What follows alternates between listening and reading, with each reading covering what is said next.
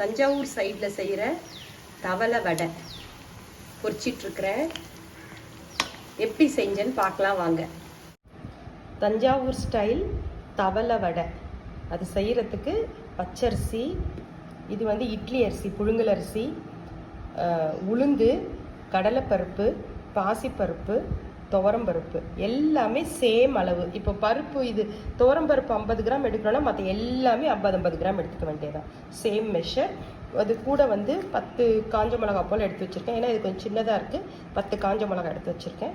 இதெல்லாம் நல்லா கழுவிட்டு ஒரு 2 ஹவர் நல்லா ஊற வச்சு தண்ணி இல்லாமல் ரவை பதத்துக்கு அரைச்சி எடுத்துக்கலாம். மாவு அரைச்சதுக்கப்புறமா அதில் சேர்க்குறதுக்கு இஞ்சி கட் பண்ணி வச்சுருக்கேன், ஒரு பெரிய துண்டளவு இஞ்சி, தேங்காய் பல்லாக சின்ன சின்ன பல்லாக இப்படி கட் பண்ணி வச்சுருக்கேன், கருவேப்பிலையும் கட் பண்ணி வச்சுருக்கேன், பெருங்காயம்.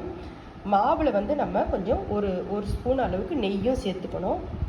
மாவு அரைச்சிட்டு வந்ததுக்கப்புறம் பார்க்கலாம்.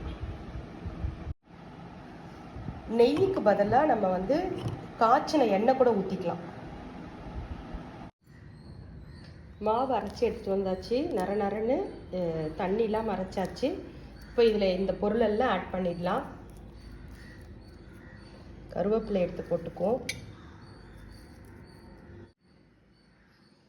கட் பண்ணி வச்சிருந்த எல்லா பொருளையும் இதில் ஆட் பண்ணியாச்சு. நெய் ஒரு ஸ்பூன் விட்டுக்கலாம். நெய் ஒரு ஸ்பூன் விட்டாச்சு, நல்லா பிசைஞ்சிக்கலாம். எண்ணெய் காஞ்சிருச்சு, வடையை தட்டி போட்டுக்கலாம். பெருசாகவும் போட்டுக்கலாம், ஃப்ளாட்டாகவும் தட்டி போட்டுக்கலாம், நமக்கு சௌகரியம்தான். ஒன்று இந்த மாதிரி போட்டுருவோம்.